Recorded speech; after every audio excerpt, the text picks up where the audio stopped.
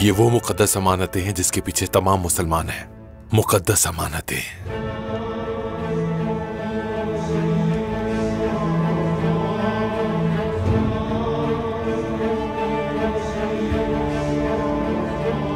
बहुत कुछ करना पड़ेगा उन्हें यह हासिल करने के लिए।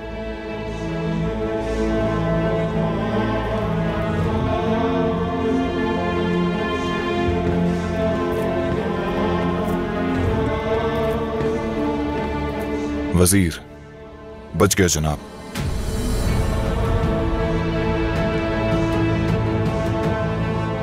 कैसे हो सकता है ये?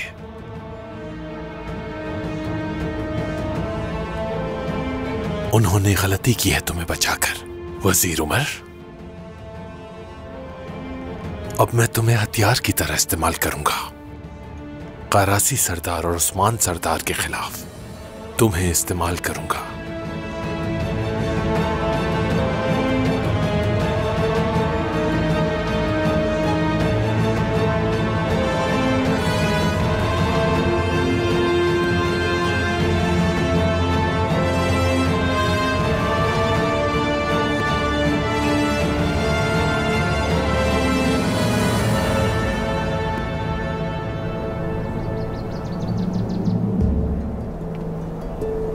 वालिदा, वो औरत मेरे बाबा को जवानी से कैसे जानती है?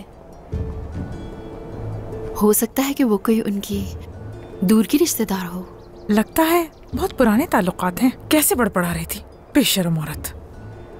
इसका नाम क्या है वैसे? बेगम खातून। पता लगवा लूंगी कौन है ये। वालिदा, क्या अब ये बाबा के दीवान में भी शिरकत करेगी? हरगिज़ नहीं। आखिर दीवान में इस औरत का क्या काम है? इसका भाई काफी था शिरकत करने के लिए।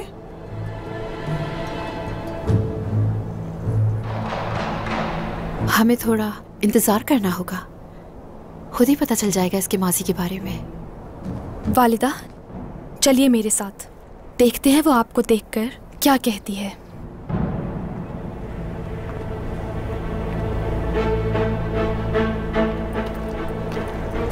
हो, आपको देखकर बहुत खुशी हुई बाला खातून। मैं किजिल चनार कबीले से बायान साहब की बीवी हजल खातून।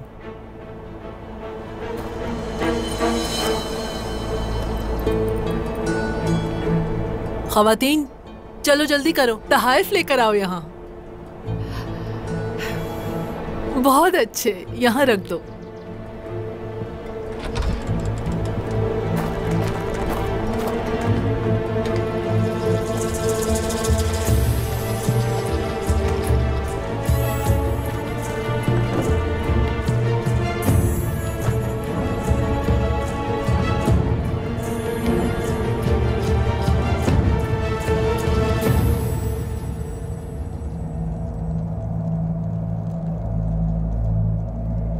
बयान साहब, बेगम खातून, आखिरकार दुश्मनी खत्म हो गई। यूं कहिए कि इनकी किस्मत अच्छी थी। अगर उस्मान साहब का हुक्म ना पहुंचा होता तो आज ये यहाँ ना होते। इसने अपने शौहर की मौत के बाद कबीला संभाल लिया। बेगम खातून हद से ज्यादा दिलेर हैं। ये लड़ने की जगह नहीं है, बल्कि इत्तेहाद की जगह है, और बेहतर होगा पुरानी बातों को भुला दिया जाए।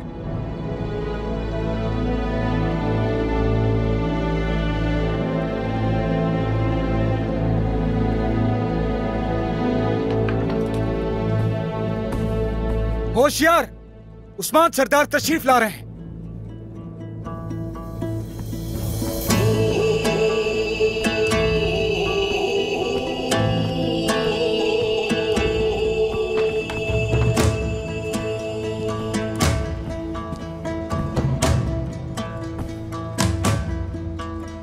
खुश आमदीद।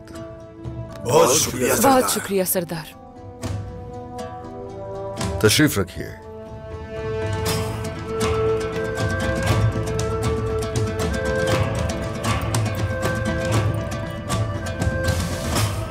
वो जो रहमान है, वो जो रहीम है, ईमान के नूर से जो दिलों को रोशन करता है, उस पाक ज़ात के नाम से दीवान का आगाज करते हैं। बिस्मिल्लाहिर्रहमानिर्रहीम। कितने ही कबाइल की मेजबानी करती हुई ये सरजमीनें हमने फतह की है, रियासत है हम लोग। ये भी काफी नहीं है, हम लोगों को ऐसी रियासत बनना है जो पूरी दुनिया पर हुकूमत कर सके।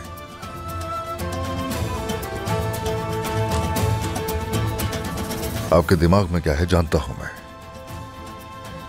आपको ऐसा लगता है कि हम लोगों को अजीम खजाने और एक ताकतवर लश्कर की जरूरत है। अपने रब का शुक्र अदा करता हूं कि ये दोनों नेमतें हमारे पास है, लेकिन रियासत की तरफ जाने वाले रास्ते में इंतहाई अहम बात सदाकत और उसके साथ में आप लोगों की वफादारी का अहद भी चाहिए।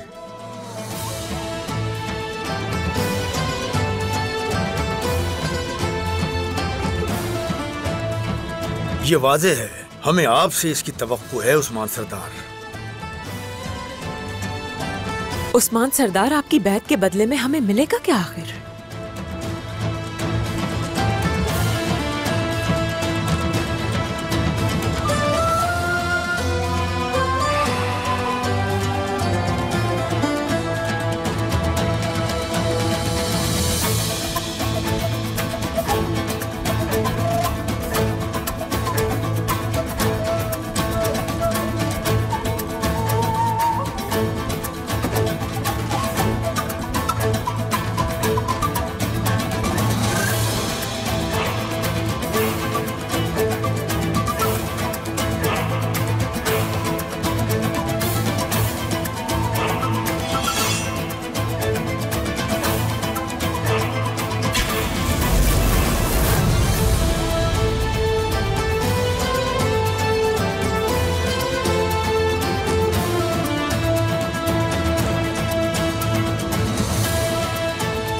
आपके सामने इस नक्शे में इंतहाई साफ दिखाई दे रहा है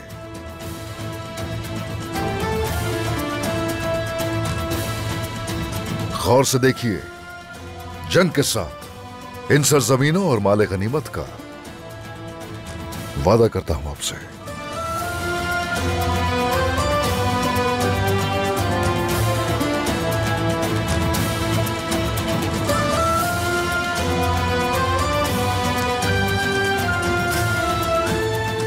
तमाम सरदारान और खातून खेमे में हैं। मुझे भी जाना है, आप यहाँ इंतजार करें खातून।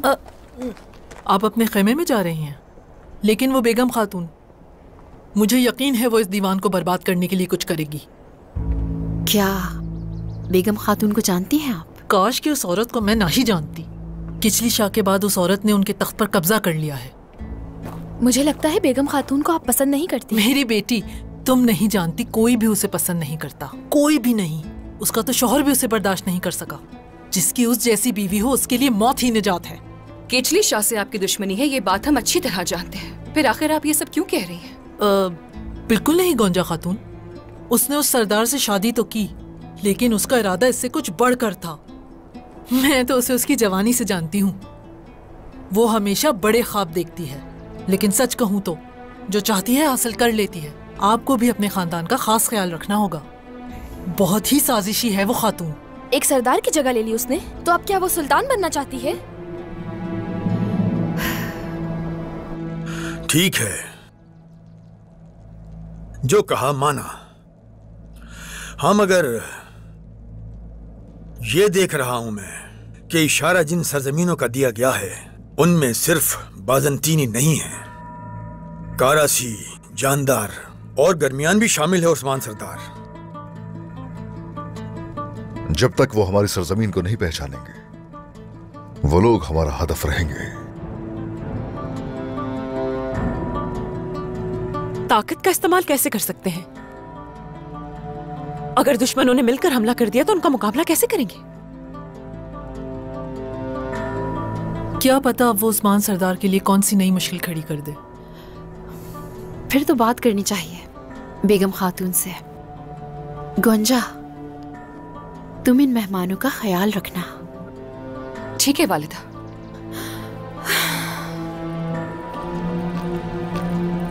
बेगम खातून ने दुरुस्त कहा जनाब। हमने अगर एक या दो को शिकस्त दे भी दी तो जो हाल होगा हमारा, हम तीसरे से मारे जाएंगे।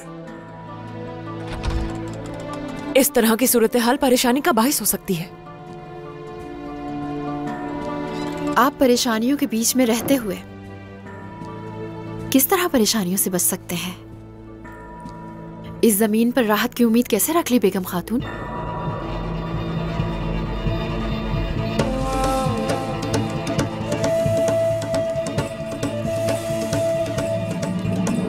हम सिर्फ ये चाहते हैं कि आप ना सिर्फ खुशहाली के दिनों में बल्कि मुसीबत के दिनों में भी हमारे साथ रहें।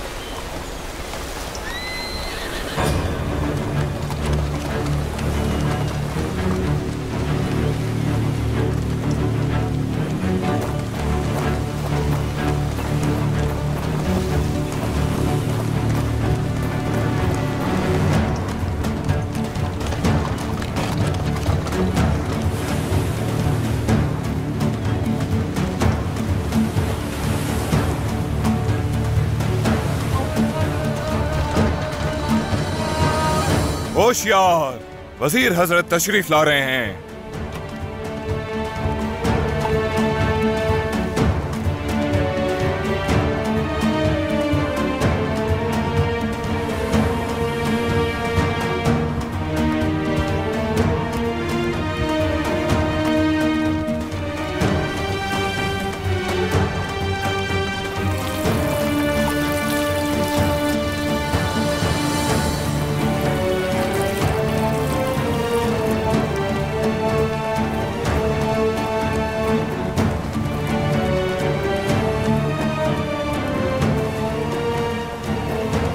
अस्सलाम अलैकुम। वालेकुम अस्सलाम। आपने मेरी दावत कबूल करके मुझे शरफ बख्शा वजीर हजरत। आपका शुक्रगुजार हूँ। आप ही इसके पहले हकदार हैं। क्या आलीशान इस्तकबाल किया आपने हमारा। आपके लिए जितना भी किया जाए वो कम ही होगा। आइए इस तरफ।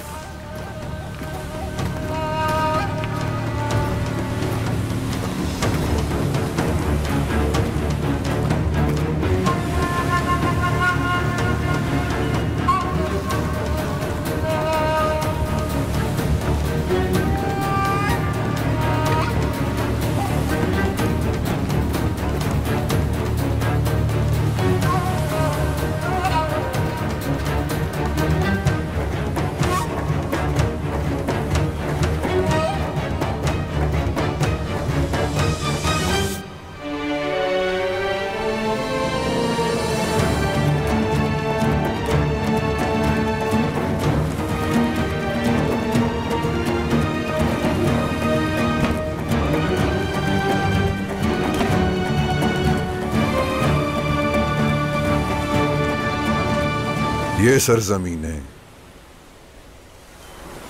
मेहरबान हो गई हैं करासी साहब आप पर। समंदरों का हाकिम होना, बस समझ लें कि दौलत का बंद दरवाजा खुल गया। बहुत शुक्रिया वजीर हजरत। इस समंदर ने हमें बहुत सी नेमतों से नवाजा है और इसकी ही बदौलत दिन ब दिन आगे बढ़ते जा रहे हैं।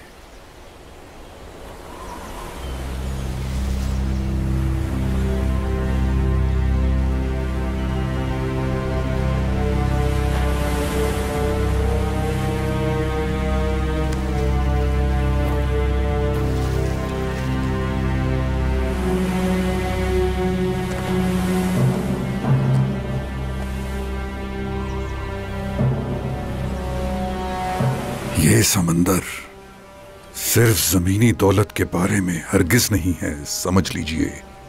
रूहानी खजानों के बारे में कभी मत भूलिएगा जो समंदर आपको देगा। रूहानी खजाने से क्या मतलब है आपका मोहतरम वजीर? मैं कुछ समझा नहीं। सबसे मुकद्दस और कीमती अमानतें जो हमारे लिए छोड़ी गई थीं, वो बदकिस्मती से चुरा ली हैं किसी ने। क्या? किसने? ऐसा करने की जुर्रत आखिर कौन कर सकता है?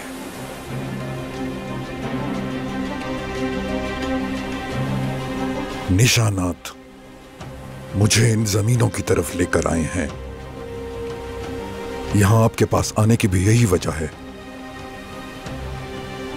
इज्जत बख्शी है आपने यहां आकर वजीर हजरत। जब तक वो अमानतें हमें मिल नहीं जाती, तब तक आराम से नहीं बैठूंगा। मैं आपसे यही सुनना चाहता था। ढूंढे उन्हें।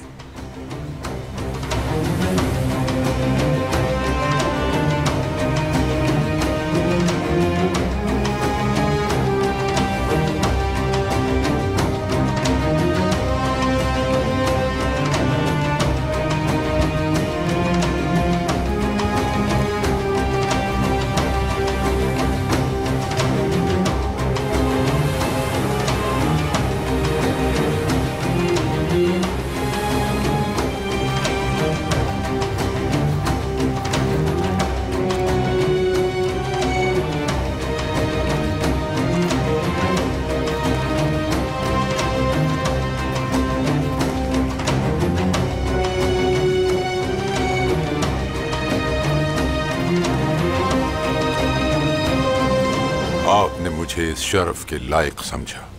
आपको मायूस नहीं करूंगा, ये मैं वादा करता हूं। देखते हैं करासी साहब।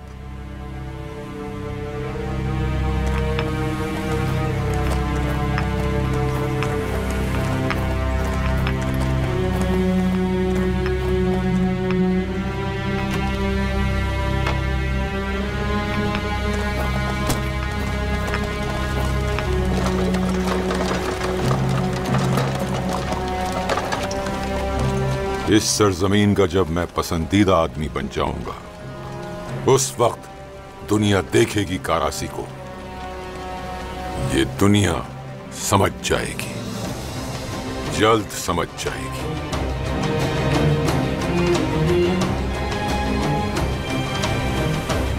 संजार।